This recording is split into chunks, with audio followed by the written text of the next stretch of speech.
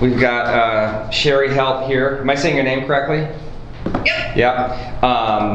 On Zoom, and Christina Stevenson in the room. Hello to all. Hello. First thing, the hardest question for me. I'll go first. I'm 57. How old are you? I need your ages. 39. 39. Okay. I'm 52, I think. I stopped counting last year. 52 ballpark? I am 52. Okay. All right. I thought we'd start by just having each of you give us a short statement of who you are and why you're running for this office. Maybe about 2 minutes? Is that good? Yeah. Okay. Why don't we go in alphabetical order, and we'll start with you, Sherry. Great, thank you. Thank you for having me. I appreciate it. I appreciate this opportunity to talk. I am running because Oregon needs change. We have passed a tipping point with our economy. I feel like we're at a breaking point. Too many of our business pages on our newspapers read more like obituaries than economic success stories. And we have seen too many businesses leave, and when businesses leave, they're taking opportunities with them. We need to make sure that we have stable ground for our businesses and our employees, and it has been a really tumultuous time between the pandemic and over-regulation. It's really been very difficult, and I speak as a business owner of 18 years. Owning a restaurant is slightly an insight into my mental state, and it's a little bit crazy, right? Nobody wants to manage goods that are going to expire in 5 days and have a labor force. We like to say running a restaurant is like putting the wings on an airplane as it takes off on the runway every day. And it's work that I enjoy, but we have to make sure that we can have opportunity for workforce in Oregon to thrive. And so that's why I'm running, because I have 10 years of nonpartisan experience. I've built 4 schools when I was on the school board along with my colleagues and upheld prevailing wage regulations as the chair of the school board, as well as I have 2 years experience in the legislature, so I have a very solid background in statewide policy, and I have a really strong bipartisanship record. So I'm not asking you to trust me on what I will do. I'm asking you to review my record and see what I stood for and what I have done. And I really like this office because it is nonpartisan, and I feel like with my business experience, it really lends itself. I feel like I've been training for this office for my entire life. And so I'm ready to make sure that we have opportunities and we get opportunities to our employees, and we create stable work environment where our businesses are willing to invest and create opportunities, as well as we need to work on what's happening in our economy moving forward with the recession and rising prices and increasing apprenticeships. Because when I was in the school board, we worked really hard on getting career and technical education funded through Measure 98, and we secured that funding, and now we need to complete that path to make sure that we are building the bridge from career and technical education to high wage paying jobs. And during a recession, we know people are going to look towards training, and so this is going to be a critical point and a critical time to make sure that we're building that training ground and really ready to flourish and fly when we have investment from our businesses into our employees and create the opportunities that they deserve and need. Okay. So quickly, how many restaurants do you have now? So I had 3 before the pandemic, and we lost 1 during the pandemic. And which ones are they? So we do the food and beverage for the Loft, and we own Zydeco Kitchen and Cocktails. My husband and myself were co-owners. And you do the Loft is, you do the food and beverage? Mm-hmm. For yeah, it's a private club that we partner with Drew and Adam Bledsoe on. Check. And before the pandemic, we had 104 employees, and we hovered around that for many years. I would say at least 5. of having 104 employees. And that's one of the things that I think is really important in my experience profile that I bring to this job, because Boli has 120 employees. And it's a lot of work to manage and ensure that 120 people can pay their mortgages and have a stable work environment. And I have done that for many years. At this point, we've scratched and clawed our way back to have 67 wonderful co-workers that we work alongside of. And which restaurant, what was the restaurant that closed? Bistro 28. Okay, and that was a casualty of the pandemic? Yep. Too many, too few customers or too few employees? It was actually a casualty because of the closures. We didn't see eye to eye with our landlord on that. He or she wanted what, and you wanted what? They wanted us to be more open, is what we were told. More open for business. Mm-hmm. And you said? We can't. The governor closed us. Wow. But wouldn't your landlord have to understand that the governor, that this was a state sort of force majeure? Well, I think it goes back to what I'm talking about, investment in businesses. And as my husband and I were not willing to invest in another 5-year lease, and so what we did is we went from month to month. And so that left us vulnerable as a business. But it was the right decision at the time because we have to personally guarantee those leases. And there wasn't enough stability in the market. And so that's when I talk about stability in the business market and investing in the business market.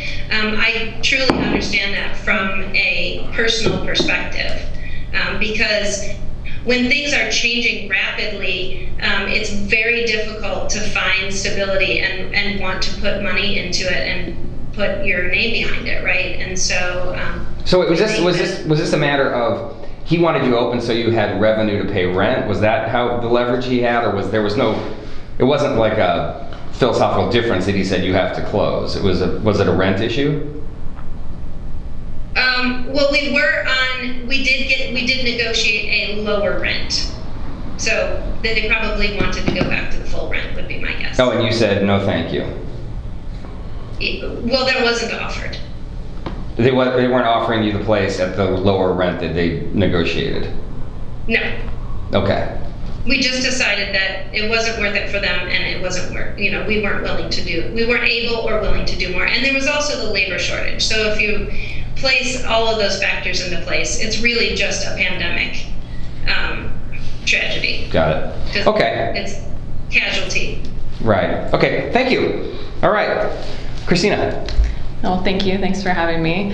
And I'm running for labor commissioner because I actually fundamentally believe that Oregon should be the best place to live, work, and own a business. I've worked with Boli for over a decade on behalf of employers and employees, and I think I have the experience to actually get things done at Boli. My day job is I have a small civil rights firm where we represent workers who are getting a raw deal when their employers are not following the rules that are enforced by the Bureau of Labor and Industries. And I've also helped employers comply with those rules. And my parents had a business for 30 years in this community, and now I have a business myself. I started at the kitchen table. My son was just 3 months old. And, I know what it means to run payroll every month, pay your employees well before you pay yourself, and comply with all the same rules that everybody else has to comply with at Boli. So, I know that most Oregon businesses are working hard to do right by their communities and their employees. And I think at Boli, we have the opportunity to make it easier for them. And, if we make it easier for them, we're going to be holding bad actors accountable and just leveling the playing field. So over the years, I've had the opportunity to work on behalf of hundreds of Oregonians to help level the playing field for them. I've gone toe-to-toe with Wells Fargo on behalf of a whistleblower, and we beat them in court, and I'm damn proud of that. But I've represented mothers who have been discriminated against because of their pregnancy. I've also helped small businesses who just need a hand to wade through the regulations. So I I know at this moment, working families and small businesses are really struggling with rising costs and inflation. So I think Boli has a role in making sure that anybody who wants to work hard has an opportunity to earn a raise and a pathway to the middle class. So that's why I'm going to be really laser focused on job training and apprenticeship programs, making sure we can staff our schools and our construction sites and our hospitals. And once we get people into jobs, I want to make sure that those jobs are safe, discrimination free, that people can have the type of workplace we want for all Oregonians. And I think there's a lot that we can do at Boli to help make this the state that we all want it to be. Right. So a couple questions come to mind.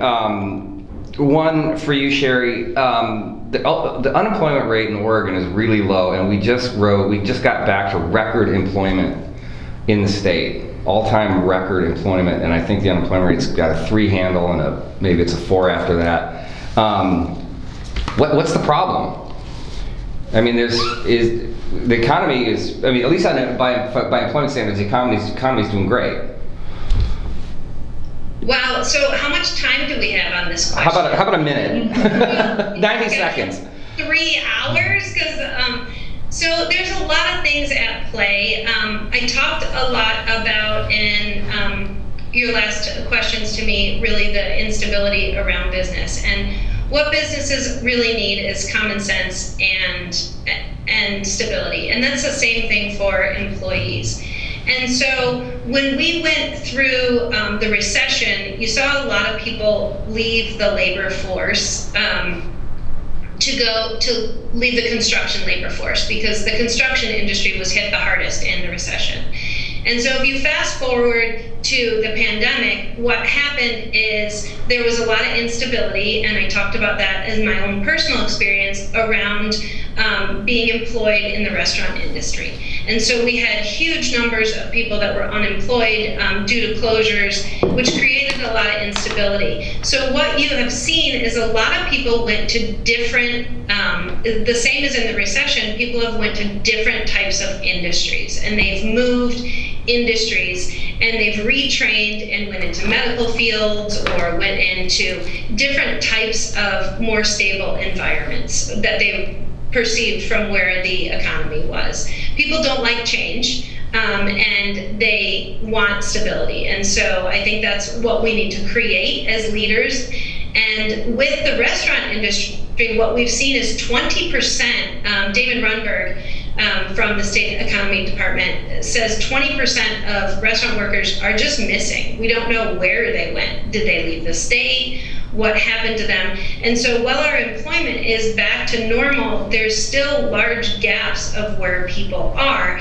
And I do think that also one of the bigger things that's happened is people took early retirements because they were like, well, I'm going to retire in 5 years, and we need to make sure that I have a stable environment, and I'm going to do that now. We saw, a lot of teachers be frustrated with where teaching was at and the inability to reach their students the way they needed. And so there's been different things that have happened, but I believe that we can utilize those workforces to really create the new workforce for the future, because we can utilize a lot of that wisdom and knowledge from those retired folks to start doing training in healthcare and how does Boli contribute? How did Boli contribute to this instability in unpredictability in the workforce during the pandemic? Did they contribute to this? And what can Boli do to smooth out some of these things you're talking about? I saw the story about where the restaurant workers went, and it was in the Oregonian a little while ago, and I think it was a bunch of people retired and a lot of people switched industries, which in a free market system is going to happen. I mean, what is Boli? Where can Boli do anything about that? Okay, so can you, what question are you? Well, let's start with, you talk about, was it instability? Is that the word you were using? Yeah, so I think what you're basically asking me is how did Boli contribute? And yeah, so let's start there. One of the things I think that we saw during the pandemic is that Boli was closed. And it didn't open until, I believe, late this May. And there's a backlog of cases for people that have been discriminated against and have had civil rights violations. And so people are not getting the justice that they need out of this office. And that is one thing. And we're not holding people accountable and providing really safe working conditions in Oregon. And we need to be doing that. And so that's one of the things that I want to do is come in and make sure we're upholding the duty of this office. I also think that while people were in flux, there was not the focus on retraining that Boli needed. We are so short on apprenticeships that we really desperately need to get more people in those jobs. We have 111,000 homes that we are short in the state of Oregon. And in order to build that, Josh, the state economist, says we need 13,000 people to do those jobs. And when I asked him how many of them need apprenticeships, he said 6,000 to 7,000. The problem with me answering the question for you on what can Boli do, they're not transparent on how many apprenticeships are run through Boli and for plumbers, electricians, construction workers. They're not transparent on the numbers, so I don't know how long that takes to get that many apprenticeships through to take care of that construction gap, to make sure that we have stability for our workforce in housing. I think when you're paying more in housing, that leads to instability, and that's something that Boli can do, is make sure that we have the appropriate workforce to build the needs that our workforce needs to have stable and affordable housing, right? Okay. Supply and demand, and I think that's one of the biggest things that we need to do, that as the next Boli commissioner I would do to create stability for the workforce, is make sure we have affordable housing, and make sure we do that by creating supply and making sure that we have enough apprenticeships for the trades to be able to create those houses. Okay, so if you had to give Boli a letter grade for the last 4 years, what would it be? I'm going to give them a D. Okay, all right. Christina, same kind of question.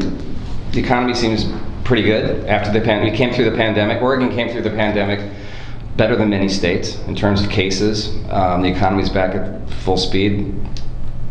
Yeah, we're at full employment, right, from economic terms, and yet we still see, one person for every 2 job openings, right? So we have an enormous amount of job openings, and I think I saw recently something like 95% of open jobs in Oregon don't require a college degree. So we're talking about jobs that are exactly within the apprenticeship realm of what we're talking about, our skilled trades, for example.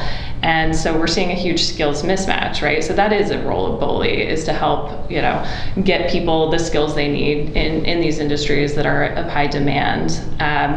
But there's still the question of, where are the literal bodies? I mean, even if we do a little bit of, more training, we're never going to get these 13,000, construction workers in the way we're looking at unemployment right now. So I've been, asking this question a lot and talking to national experts. And one of the things I found is there's, right now, it's something like 7 people for every one that is actively looking, in that number, that 3.4% unemployment, that's an actively searching person. There's as many as 7 people who just have gone out of the workforce. It's enormous. So labor force participation needs work. Yeah, exactly. Yeah. And so that, of course, is going to take a lot of long-term planning. And this is one of the other questions I've been asking, who is it in our state who's thinking about these things long-term? I mean, we knew it was never a surprise that we would have these acute nurse shortages, but there was never a plan to deal with it, because you have to deal with these things 10 years before they happen, right? And so I think Boli has a role in convening that question for folks to answer, and how are we going to meet the needs not only that we have now, but 10 years, 20 years down the road as we're transitioning to a climate resilient economy? Where are those workers? And then we have to work backwards to middle school, honestly, getting kids even thinking about this as a career path. Nobody talked to me at Hill High or Brown about any of this stuff. I mean, if someone had said to kids in my class, you can earn 6 figures and go be an electrician, I mean, that would have changed some people's trajectory by far. So making sure that right now Boli does not have a dedicated partnership with K-12, and to me that's a huge miss, because we're missing things like learning about how Hermiston has they have several different apprenticeship pathways where you have your pre-apprenticeship skills going through high school, and then you come directly into an apprenticeship program instead of graduating high school needing some extra credits, the extra math class or whatever it is before you get into an apprenticeship program. It's a seamless pathway and gets people into these jobs faster.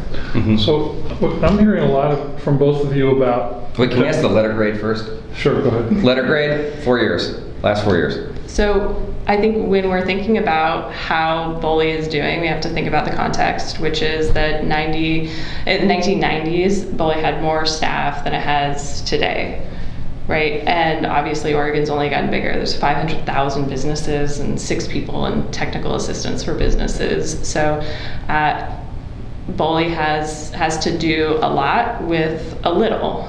So I have not seen the data come out. Like we talked about last time, the Oregon Center for Public Policy did a retrospective on Boli's data for wage theft, and it was very, very poor. I have not seen anyone look at the data to tell us anything about, quantitatively how Boli is doing in those realms, or, how fast are we prosecuting cases, how much are we collecting when we assess fines. So I don't think we have the data to give them a good faith grade at this point. I mean, it sounds like a B to me. Do you want to give us one?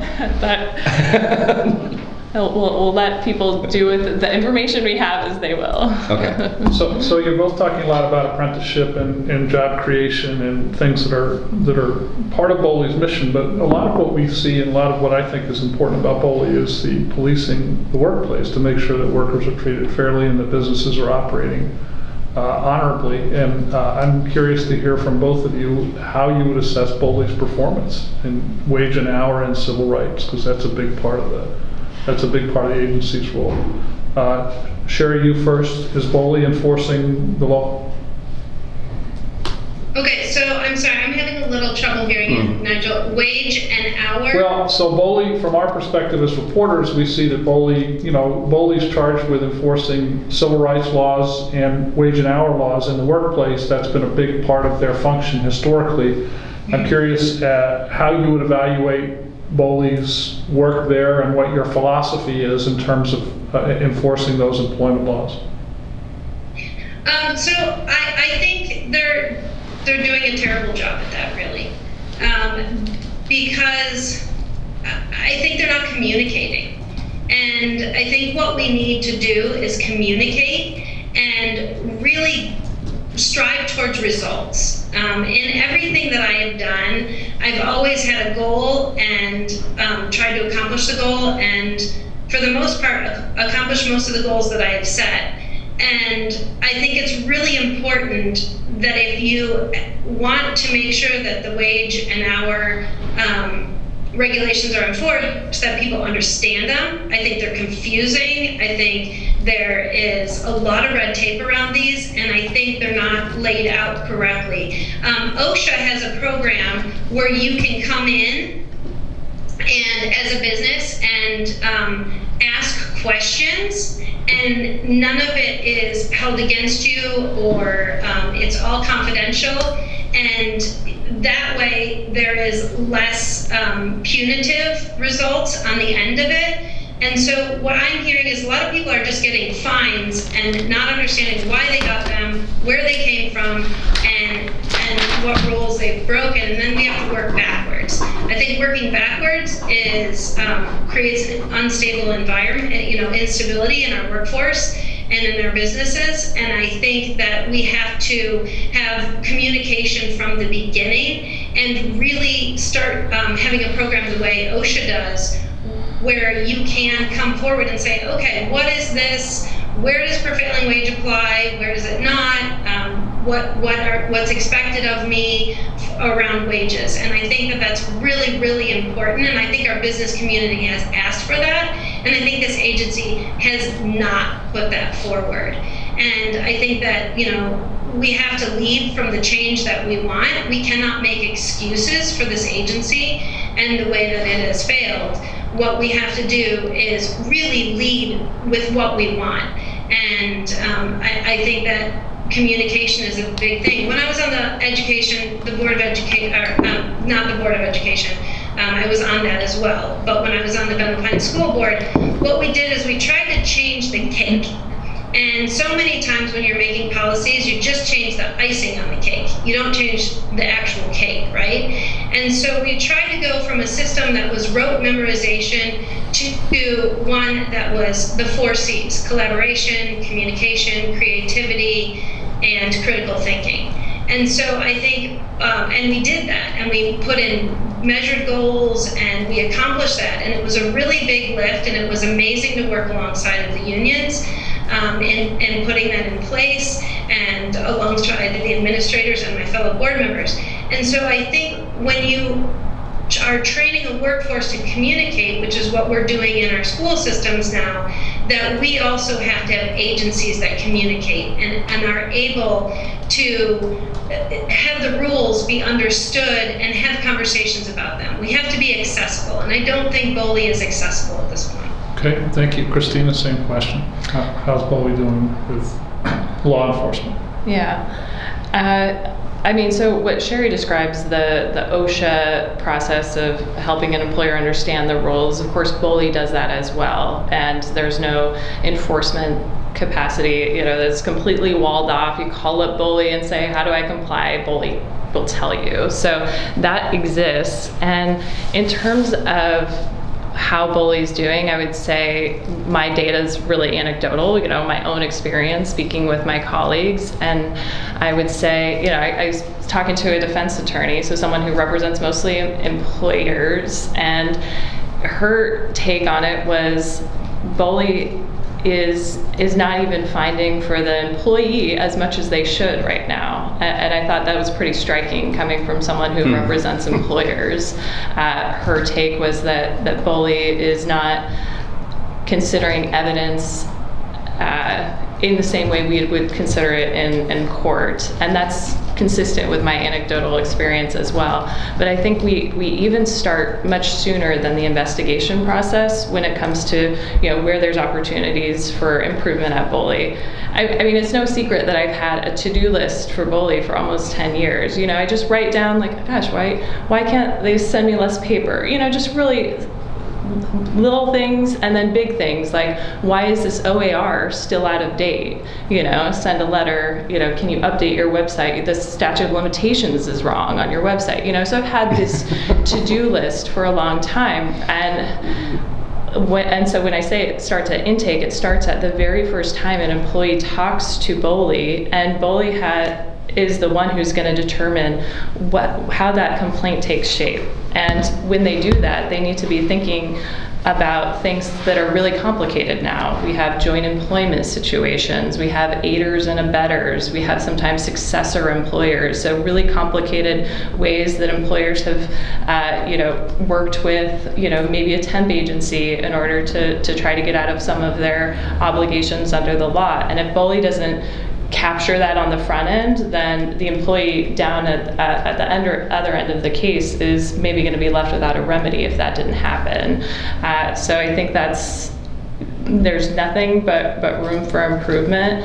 And I'll tell you, in my travels, someone gave me a 100-year history of Boli that Bob Bussell down at U of O, and just reading the experiences of commissioners decades and decades before, backlog in the Civil Rights Department, same thing. They brought in 90 people for 30 days to try to get through the backlog. I mean, backlog is always an issue. So my hope is that the legislature will invest in this agency. I mean, the legislature can pass whatever laws they want, but if they're not enforced, then they're completely meaningless. And this is the civil rights enforcement agency. So I think we have to do better.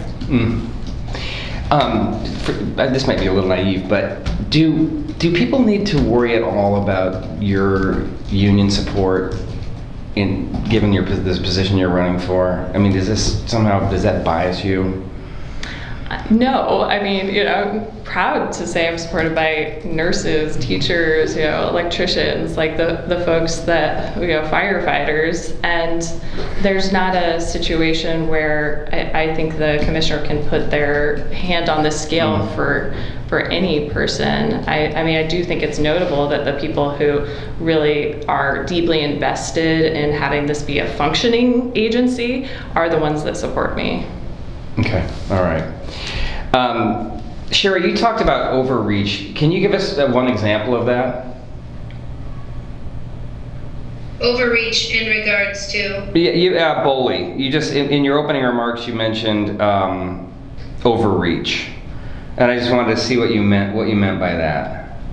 Well, I think that if we're not communicating, we're overreaching, right? Like if we're not talking to people and having a dialogue before a fine is assessed and someone gets it in the mail, that is overreach. Like we cannot have fines be assessed without communication. We want results, right? We want to solve the problem. We want to make sure people are paid on time. We want to make sure that people are paid the correct wages. And that's what we're trying to accomplish. And a fine does not accomplish that. What accomplishes that, in my opinion, is communication and good dialogue. So it's overreach in the sense that the fine is not the last resort, but the first resort? Yeah. Okay. Because then it's not an agency that you can work with. Like we're understaffed, we're failing. I mean, we have backlogs, and my opponent keeps mentioning that we have these backlogs for years, and it just somehow is acceptable, and that's not acceptable. We have to be able to work through what we're asked to do. I mean, if I ran my business that way, none of them would be open. Okay. So, not to open a can of worms here, but I think when most people in Oregon think about Boli, one of the things that comes to mind is Sweet Cakes by Melissa. And I just read that they're trying to go back to the Supreme Court with this. Is that correct? And I'm just wondering if, Christina, if you became commissioner, would you levy that fine that your predecessor did? So when we're talking about sweet cakes, I think we have to realize that this is a case that you could do a law school seminar on. I mean, a week long. It is so incredibly complicated, and without going into the procedural posture of where we are now, it's outlived 2 commissioners at this point. It's gone back up to the Supreme Court, which tells me it is very likely to come back down to Boli because Commissioner Avakian assessed a penalty, and so a penalty is different than a fine. A fine is like, okay, didn't wear your seatbelt. The penalty was based on the emotional distress that the complainants experienced as a result of the denial of service. And then this went up to the U.S. Supreme Court. The U.S. Supreme Court gave some guidance based on another case to our Oregon Court of Appeals. The Oregon Court of Appeals then put it back to Boli, and then Commissioner Hoyle reduced the penalty to be in line with the Court of Appeals decision.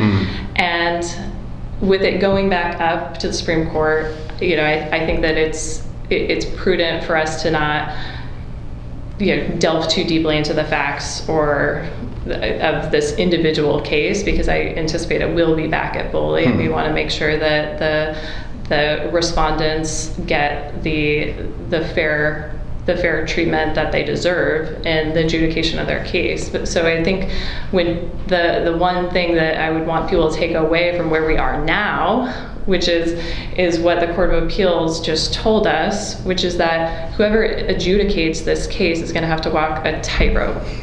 That's the word they use. You have to walk a tightrope. And I think that my experience as a civil rights attorney is going to help me walk that tightrope. Okay. Sherry, any thoughts on sweet cakes?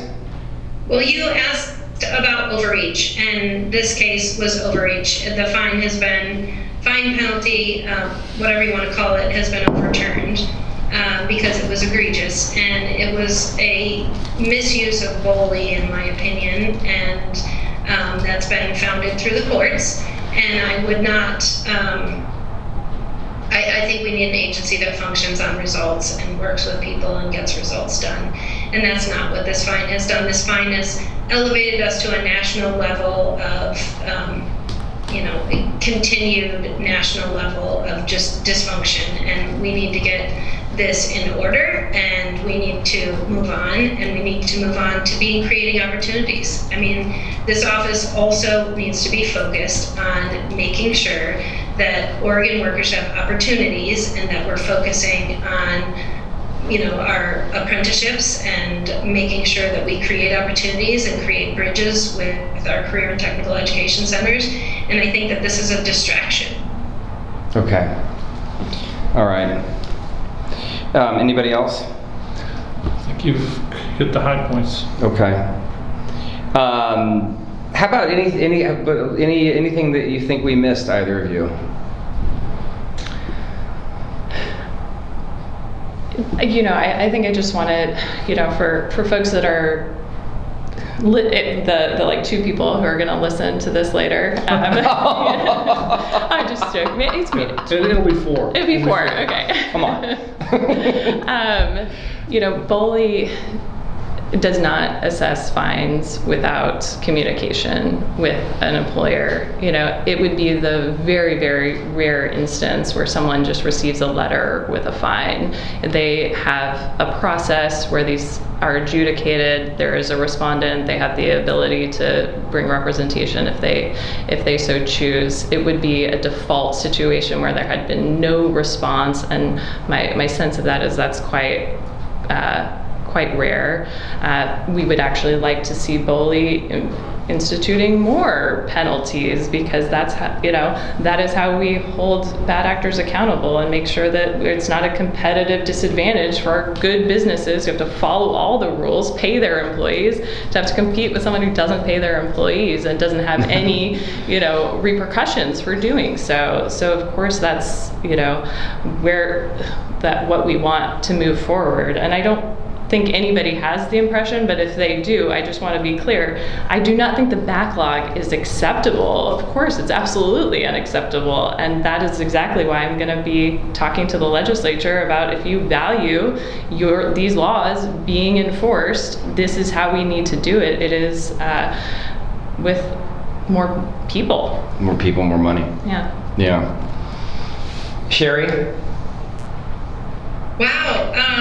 Well, I respect your work, and I'm glad that you have me here today, and I'm pretty sure that people are interested in what you have to say, more than two people. Maybe not the video. The video. I want to say thank you. The printed word, yeah. And I think that local journalism is really important, and one of the things that I hope is boosted in the future, because I think it's one of the things that is lost, is investigative reporting, and I'm worried for what that does towards polarization. So I just wanted to say that I appreciate your work, and I appreciate everyone that's taken time to listen to this. I don't think Boli should be giving more fines. I don't think that's the goal. That's a pretty shocking statement by my opponent. I think the goal is to make sure we're upholding civil rights and that we're making sure people are paid correctly. But I don't think that fines are how we get there. I think communication is how we get there. Running a good state agency is how we get there. And I fundamentally disagree with that we need more fines. We need more results. We need a better, stable, common sense environment to operate. And when I am traveling around the state, which I have done extensively, that's what I'm hearing. So I'm sorry that you, Christina, do not trust or believe the people that I'm speaking with, but I am reaching out to business owners, and I'm interested in what they have to say, and I want to bring business owners to the table to make sure that when we're writing rules around our laws that are passed, that we have them so that they can be working and that they're fairly implemented.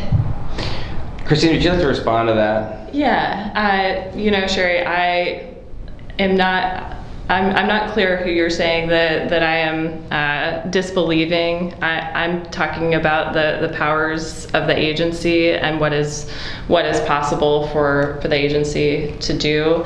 And in terms of whether or not we need more fines, the context is when we have people who have violated the law, we need to use the power of the agency. Of course, we want to do everything we can to empower our businesses to do the right thing in the first instance by giving them all the tools that they need to comply with the rules. But we see people who have, repeat offenders who use this as their business model. I don't think that anybody can argue that those people should not be held to account for that. Could you describe just sort of quickly how all the steps that go before getting fined? Yeah. So, first of all, we have a system where all of this information is very public, right? It's not, no one's hiding the ball. Of course, we could be doing a better job of helping employers understand the rules, but nobody is hiding the ball in terms of what the regulations are that apply to employers. But when a complaint is filed, the respondent will have the opportunity to respond to it and say, you're misunderstanding what happened here, whatever it is. The Boli investigator will talk to witnesses, will look at documents, and if a Boli investigator finds that there is substantial evidence of what has been alleged, then it will go to the administrative prosecution unit, and the administrative prosecution unit is just like a DA or something. They've got a ton of files and they can decide which ones have enough evidence for them to prosecute, and so they take only the ones that, depending on capacity and all the other things, they take some of those cases and then they bring them to an administrative law judge. The other side has the opportunity to have be represented by an attorney if they so choose, and then it's an adversarial proceeding just like you would have in court. And if the evidence determines that the law was broken by the ALJ who decides the facts in the law, and then the commissioner has the opportunity to change those or agree with those findings. But after all of that happens, then there would be a judgment. Okay. Does that sound like your understanding of the system, Sherry? It sounds like that could be what the system is if it's working correctly, but I'm not sure if my opponent is working inside of Boli to give those reports from inside of what they are actually doing and following. From my perspective, this agency is a failed agency that has backlogs, that is not upholding its duties, that is not communicating correctly, and we need to change that. That's why I'm running. I am not running to defend their structure of policies. I think that, when you have this many backlogs and large fines, you need to make sure that you are getting to the front of the problem and fixing the problem in the front. Our workers deserve an agency that's going to work for them and make sure they have good working conditions, not a Boli commissioner that's going to defend their processes, but rather improve their processes to make sure that is happening. And that's why I'm running, and that's what I will do. I am not endorsed by any of the previous commissioners that have got us to this place, because that's not where I want to be. I want to be in an agency that is working to create opportunities, that is working to fidelity, to uphold their duty on the law, to uphold civil rights cases, and I have the proven leadership to do that, and that's what I want to do. I want to bring the change that Oregonians want and the change that Oregon workers deserve. Okay. All right. Anything else? Nope, I think we're We good? done here. Okay. Thank you. Thank you. Sherry, thank you. Stay safe. We have one last question, Anthony. Oh, yeah. You want me to ask it? Yeah. Okay, our last question, which is meant, as you guys know, to sort of personalize you and show a part of yourself to readers that has nothing to do with politics. This fall's question is, if you were in a position where you could only eat one food, where you were about to, who knows, pass on to another world, and you could only eat one food for your last taste of food on this earth, what would that single food be? Christina, we'll go with you first, please. It would be the veggie crispy rolls at the Spillon Fresh here. Veggie crispy rolls at Boli Fresh. Okay. Sherry? You better say something that your chef makes. That's my husband, Nigel. Oh, he's the chef? Okay, all right. So my husband and I have been married for 30 years, so I'm definitely going to pick something he cooks. I am going to have the jambalaya from Zydeco that my husband makes, and if you are watching and interested to see what that is like or tastes like, please go on to Diners, Drive-Ins, and Dives and look at our episode where my husband and Guy Fieri cook it together, and maybe it'll be your last food as well. Great answer. Thank you both for joining us. Yeah, thank you. Thank you. This is good. Thank you so much.